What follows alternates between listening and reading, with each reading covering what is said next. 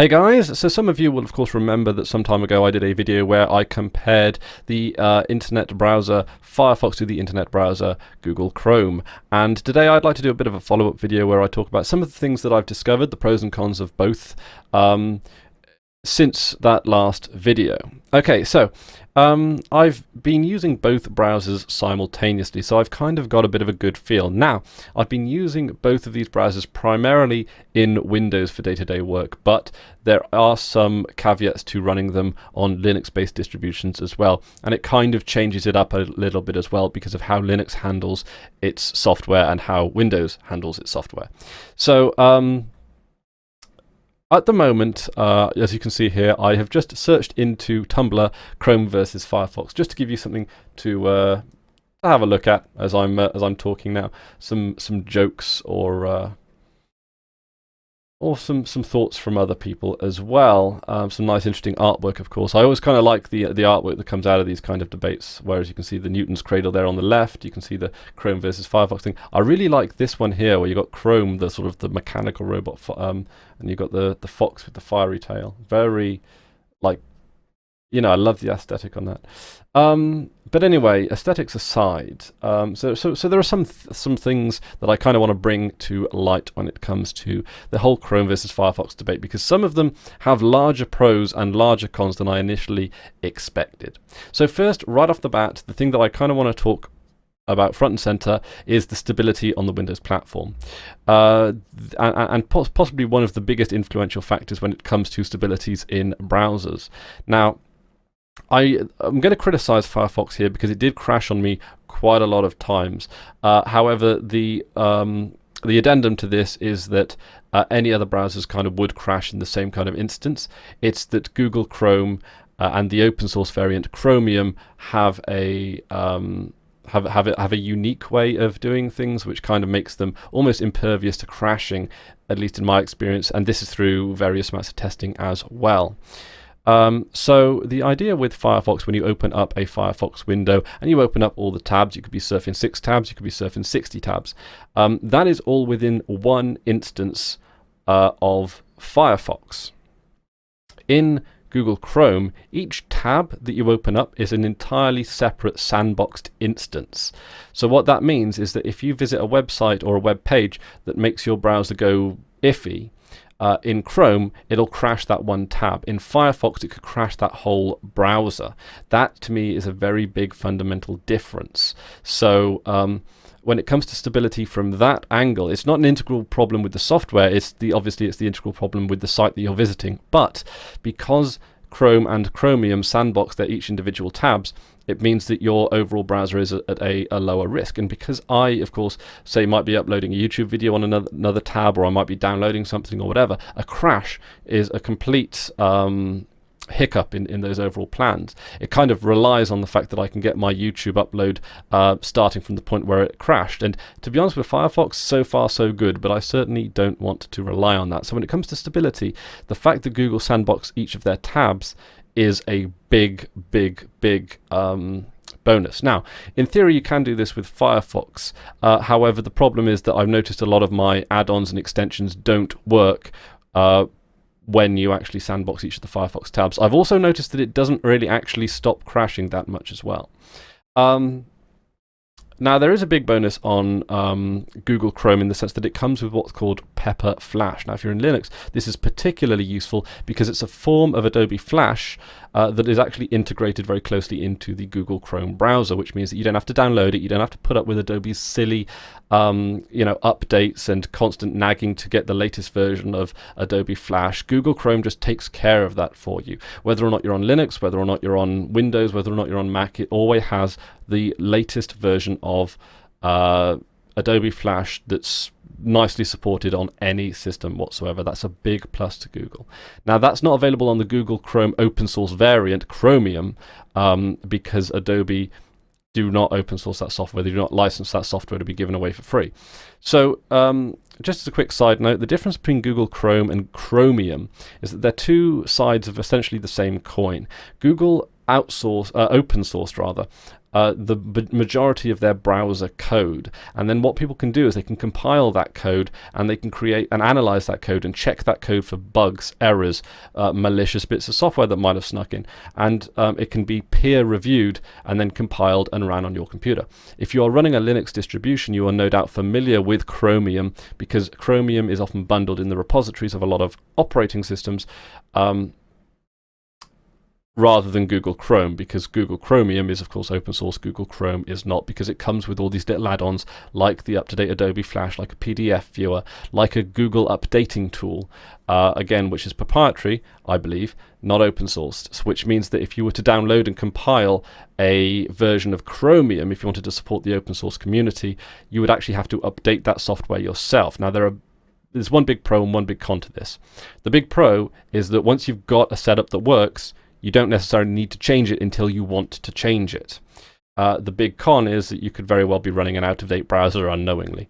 Of course, with Linux and how Linux puts together its software through repositories and through how everything's all synced up, Chromium, rather, it's not Google Chromium, it's just Chromium, syncs up with the rest of the operating system, which means that it effectively does automatically update. So Chromium is definitely a much more viable option when it comes to Linux operating systems, especially if you have a desire to support open source projects. Anyway, I also understand, but this is only through the grapevine, that there is a lot less surveillance software included in the Chromium, or there is practically no surveillance software included in the Chromium source code, where there could very well be in Chrome. So that's also something to bear in mind. But Chromium, of course, they still sandbox their tabs. You still get a lot of the benefits. You can also sync up your bookmarks with your Google account, which is, to me, it's a fundamentally important thing. That's why I'm really only looking at the main browsers. And in fact, the extensions are a big important part to my browsing experience as well, which again, I'm only really ever going to be talking about browsers that have expansive support for extensions. So, when it comes to crashing, yeah, on Windows, Firefox crashes a lot more, and it takes out the entire browser.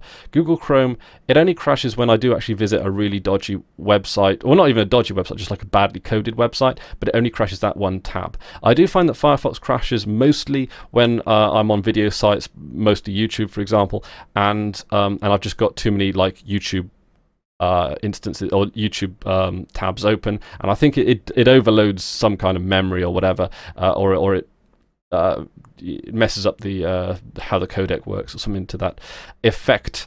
But okay, so yeah, when it comes to stability, I have found Chrome to be infinitely more stable than Firefox. I know some people will claim to have the opposite experience. I also understand that Firefox is a lot more stable on Linux operating systems, because Firefox is kind of like built into the Linux operating systems in the same way that Chromium is as well. And because of repositories and how Linux operating systems are put together, you're going to have a greater stability no matter what browser you use. Firefox, of course, does allow you to sync up your bookmarks and add-ons across all your devices as well.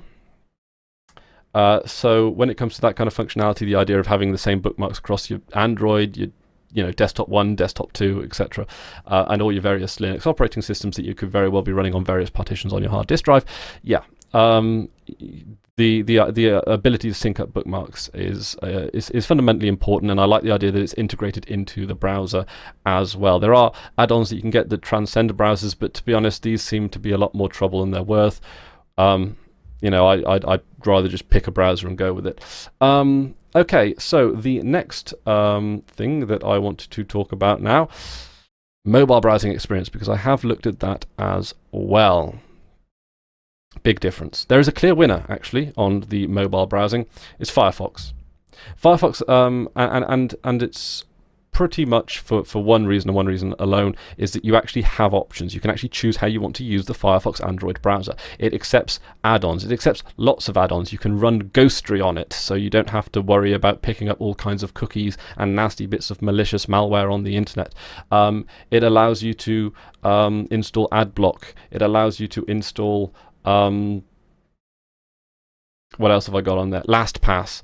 It allows you to install, if there is like a prominent extension that you can run on your main browsers, it'll run on the Firefox Android browser as well. I have yet to actually find a useful extension or add-on that works on the Chrome browser for Android. I can't even change, like it gives you like 4 options for default search engines, none of which are Start Page or DuckDuckGo. You can't change your default search engine, at least not without editing config files or whatever, outside of the 4 main browsers, Ask, Yahoo, Bing, and Google.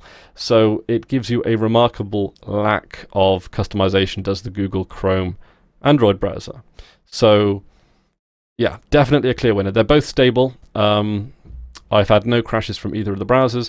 I find the interface of Firefox better. Firefox is the better browser on Android, which is actually kind of peculiar because I know that Firefox has a reasonably small share of the Android browsing market, but it's the best browser out there by a long, long, long, long way. And I'm not, I mean, okay, there might be something that might be more suited to someone else that might support Flash or something, for example, but fundamentally speaking, yeah, the Firefox browser on Android just runs away with it. No contest at all. You can also sync up your bookmarks across with your desktop and all that stuff as well. So I've talked about stability. I've talked about the mobile port. I haven't really talked much about the and when it comes to actually going back to what I said about Pepper Flash and the fact that it's bundled with Google Chrome, which is a definite big point in its favor.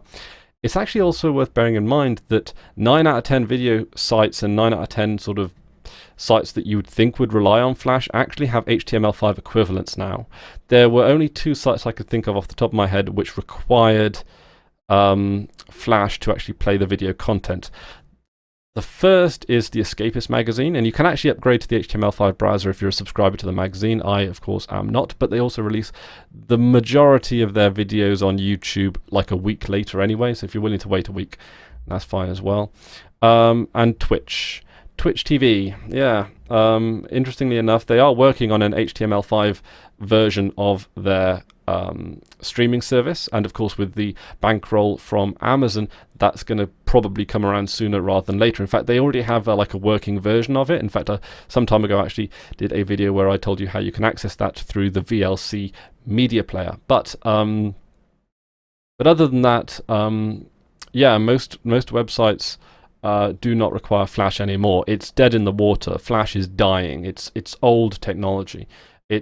People don't trust it because it's too easy to track and monitor. It's too easy to manipulate things like webcams and stuff like that. If you are on a site where you have given the Flash applet permission to use your webcam, well, in fact, you can actually you don't actually necessarily have to wittingly give permission for a Flash applet to use your webcam. It can actually just sneak on using various trickery, which is, yeah, like I say, Flash is a huge security flaw, and it's whenever you're browsing the internet on a, you know, like a secure computer, Flash will always be disabled. Flash is it's a security nightmare. It's a hazard, and it's old technology, and it can't even do, you know, it can't even do stuff that other stuff can do better. Sorry, I phrased that sentence really badly, but yeah.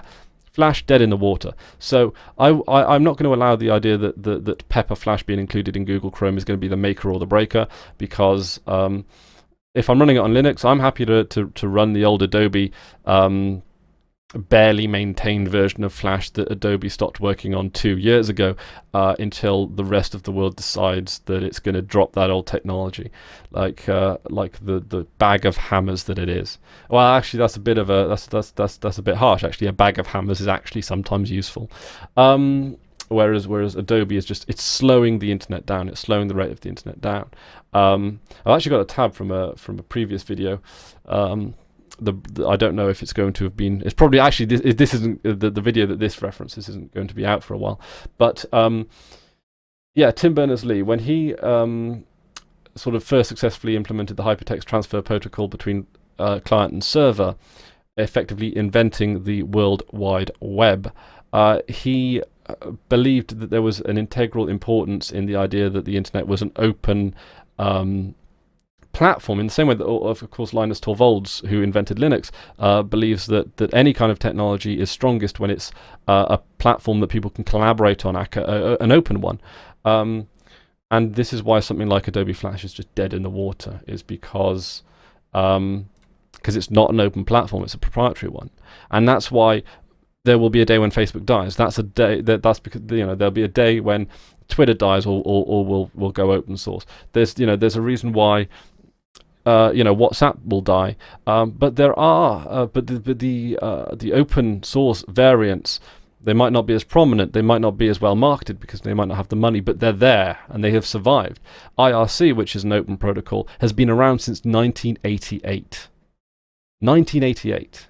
1988, that's a long time, and it's still readily used. In fact, there is a Nerdfighter IRC which is absolutely frigging fantastic. It's also a lot of people use it for providing community tech support and things like that. It's a fantastic platform, and it's fantastic because it's open, which means that anyone can contribute to it and improve it. So thanks a lot, Adobe. You've just basically held internet technology back probably at least 5 years, but who's counting, right? Okay, so anyway, I've talked about stability. I have talked about mobile platform. I've talked about the support for Flash, which I guess is still kind of relevant. The big thing that I really want to talk about as well, which definitely, because it kind of sounds like I am opting on the side of Google Chrome here, especially considering that I've got it up here on the screen. This is a Google Chrome browser that I'm using. But there is a problem with Google Chrome, and it's a growing problem. It's a problem with Google actually as a company.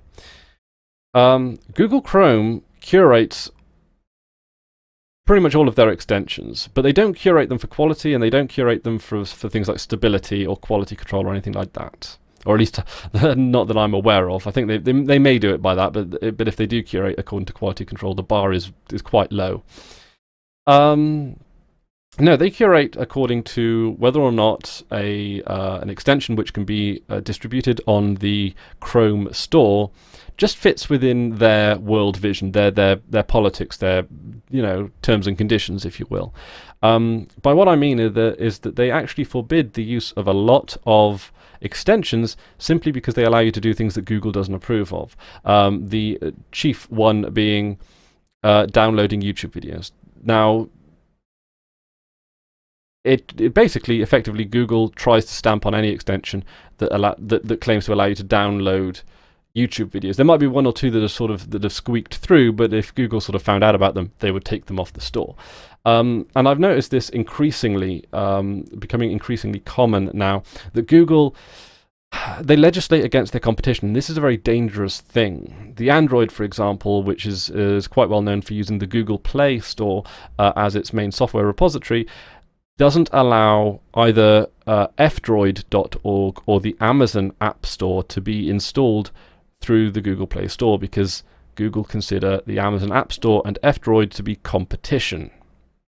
And of course, they could very well do. I mean, the F-Droid provide hundreds, if not thousands, of pieces of software, not only financially free, but also ad-free as well.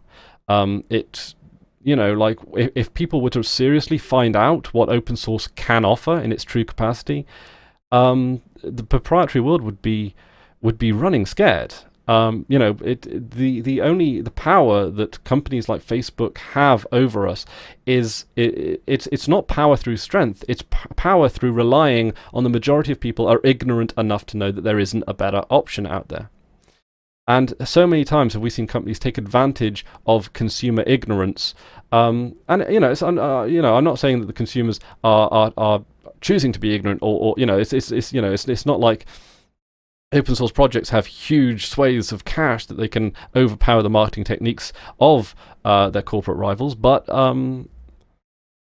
yeah, the big companies, your Googles. Well, Google's a bit of a complicated one, but with a lot of companies, they kind of rely on people being in the dark about how software works and what software can do and the legality behind it, that they often take advantage of it. Google does take advantage of it as well, but because Google do contribute a lot to the open source world, they kind of do so but also recognizing the power that open source can bring, particularly when it comes to things like Chromium as its browser, and they of course do the Google Summer of Code, and they have coding platforms and so forth, because Google effectively try and keep their search engine and all a lot of their stuff as proprietary as possible.